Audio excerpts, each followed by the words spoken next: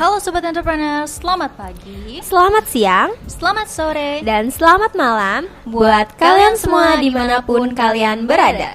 Selamat datang di Inspire Podcast yang nantinya kita akan membahas berita viral seputar bidang entrepreneur. Pada kesempatan kali ini kita akan membahas isu seputar thrifting. Pastinya kalian udah nggak asing kan ya sama istilah thrifting. Jadi kalau kalian penasaran bisa disimak sampai akhir ya. Sebelumnya kita kenalan dulu yuk. Jadi di sini aku dibersamai sama partner podcast aku. Kalian kepo nggak sih? Kenalan nggak ya kira-kira? Gimana nih enaknya, Cit? Kenalan dong, Kak. Oke, kenalan. Oke, karena sobat entrepreneur di sini kepo nih siapa partner podcast aku. Nah, coba kenalin diri dong, Kak. Oke, halo semuanya. Kenalin aku Citra Salsabila dari Prodi D4 Administrasi Perkantoran. Halo Citra. Oke, aku juga mau kenalan sekalian. Jadi, nama aku Syarifah Umihani dari Prodi D4 Administrasi Perkantoran. Halo Kak Umi. Gimana nih Citra, udah siap belum nih kalau buat bincang-bincang santai hari ini? Siap dong, Kak. BTW Citra udah tahu kan ya thrifting itu apa? Oke, kalau setahu aku tuh thrifting itu adalah aktivitas membeli atau mencari barang-barang bekas dengan tujuannya untuk dipakai kembali. Jadi dalam beberapa tahun terakhir belanja baju bekas atau biasa dikenal dengan istilah thrifting ini tengah ngetren di kalangan muda-mudi saat ini dengan alasan seperti hemat biaya, gaya fashion yang unik, kesadaran lingkungan, serta sikap anti konsumtif. Bener banget Kak Citra. Terus juga nih karena tren tersebut ya banyak banget pelaku bisnis yang memanfaatkannya dengan membuka usaha thrifting. Lalu dikutip dari studi Febriadi Nuriska tentang fashion thrifting sebagai budaya populer di kalangan mahasiswa. Jadi budaya thrifting ini tumbuh dan berkembang di Bandung pada tahun 1990 sampai tahun 2000. Pakaian bekas banyak dijual di Pasar Baru pada tahun 94 sampai 95.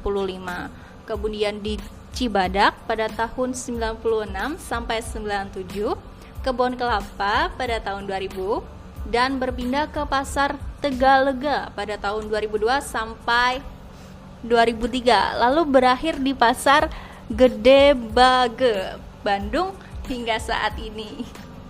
Kalau Citra sendiri udah tahu belum sih? Maksudnya udah pernah belum sih thrifting?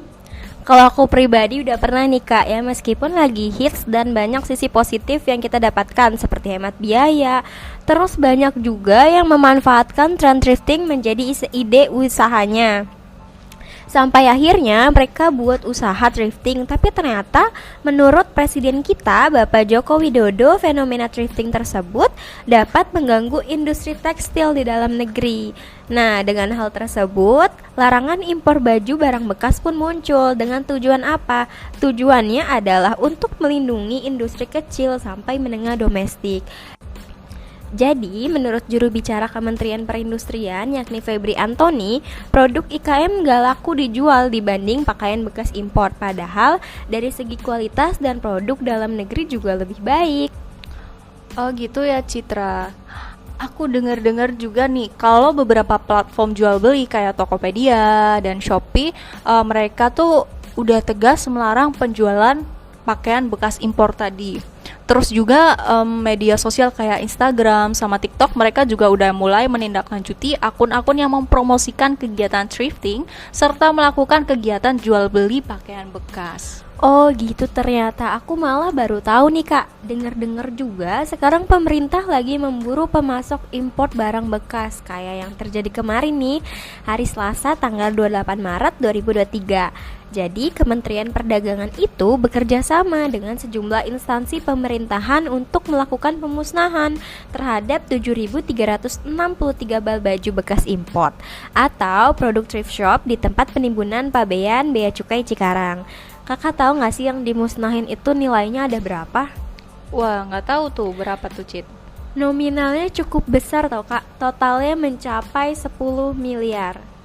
Buset dah, banyak banget. Baju 10 miliar tuh banyaknya kayak apa coba? Pasti banyak banget ya. Aku gak bisa bayangin gitu banyaknya seberapa. Pantesan sekarang Kemendak jadi rutin mantau sama mengawasi peredaran barang bekas sama melakukan penegakan hukum. Ya salah satunya tadi tindakannya adalah yang kamu bilang tadi dengan cara memusnahkannya. Terus setahu aku kalau pakaian bekas, terus sepatu, tas impor itu tuh termasuk barang yang dilarang berdasarkan Peraturan Menteri Perdagangan Nomor 18 Tahun 2021 sebagaimana telah diubah dengan Peraturan Menteri Perdagangan Nomor 40 Tahun 2022 tentang perubahan atas Peraturan Menteri Perdagangan Nomor 18 Tahun 2021 tentang barang dilarang ekspor dan barang dilarang impor. Terus sekarang nih ya Kak, selain melakukan penegakan hukum, pemerintah juga bakalan mengedukasi serta melakukan sosialisasi tentang penggunaan produk dalam negeri. Gitu. Tujuannya juga pasti baik ya, ini agar konsumen lebih mengutamakan buat beli pakaian baru hasil industri dalam negeri dan UMKM. Sebenarnya ya, produk dalam negeri itu juga gak kalah baiknya sih sama produk impor ya kan ya Cit. Baik dari segi mutu sama trennya juga gak kalah gitu. Jadi gimana nih Cit, kalau Citra sendiri lebih suka beli pakaian impor atau beli produk dalam negeri?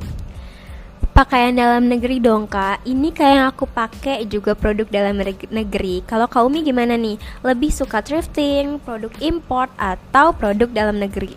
Kalau aku juga lebih suka beli produk dalam negeri sih. Jadi buat sobat interest semua, jangan ragu untuk membeli produk dalam negeri. Karena apa? Karena yang pertama, konsumsi masyarakat terhadap produk dalam negeri dapat memberikan efek domino bagi penguatan pasar dalam negeri, kemudian meningkatkan lapangan kerja bagi masyarakat tentunya, dan menjamin pendapatan pekerja lokal. Yang kedua, produk buatan Indonesia itu memiliki karakteristik tersendiri. Selain memiliki kualitas yang bagus, produk Indonesia itu unik dan harganya juga terjangkau. Jadi kalau misalkan minat berbelanja produk lokal kalian tinggi, akan mengangkat citra dan daya saing produk Indonesia di pasar dalam negeri di tengah keterbukaan pasar global.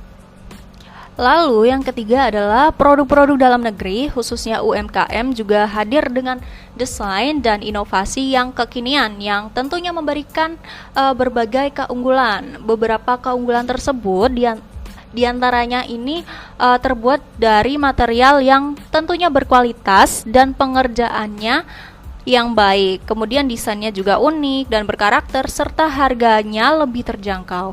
Produk UMKM juga memiliki konsep kearifan lokal dari segi masing-masing daerah di Indonesia. Nah, yang terakhir, dengan berbelanja produk dalam negeri, kalian ini dapat turut adil memperkuat ekonomi bangsa. Karena apa? Karena sumber pendapatan dari ratusan bahkan ribuan pelaku usaha dan pekerja Indonesia dari satu produk dalam negeri yang kita beli. Nah, gimana nih teman-teman? Dengan alasan-alasan yang udah kita paparin tadi, teman-teman udah yakin belum nih buat beli produk dalam negeri? Nah, gak lupa juga kita bakalan kasih tips-tipsnya nih buat teman-teman biar tahu produk lokal yang berkualitas itu kayak gimana sih, biar kalian gak berpaling dari produk lokal.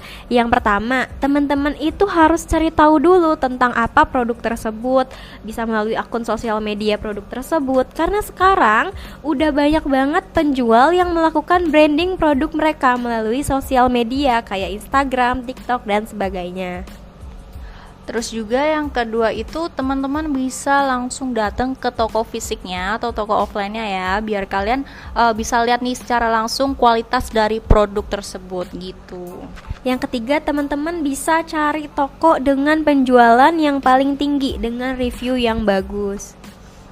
Dan teman-teman juga perlu mencari tahu terlebih dahulu tentang bahan apa sih yang mereka gunakan. Biasanya tuh suka ada di deskripsi produk toko mereka gitu. Nah, gimana nih teman-teman tips-tipsnya? Udah ada pencerahan belum nih cara buat beli produk lokal dengan kualitas yang bagus? Kayaknya udah sih ya Kak Citra. Benar Oke, banget. kayaknya bincang-bincang santai kita udah terlalu panjang kali tinggi kali lebar ya kak ya. Nah kalau gitu gimana nih kalau kita akhirin aja bincang-bincang santainya. Nah semoga dari apa yang kita bicarakan bisa bermanfaat dan menambah informasi buat sobat entrepreneur semua. Oke, sebelum kita akhiri, aku mau pantun dulu nih Kak Citra. Apa tuh pantunnya, Kak? Jalan-jalan ke Taman Mini, Cakep. singgah sebentar membeli ciki. Cakep. Podcast kita sampai di sini. Cintailah produk-produk dalam negeri. Aku Umi. Dan aku Citra. Sekian dari podcast season 1. Sampai jumpa di Inspire Podcast season selanjutnya. Bye.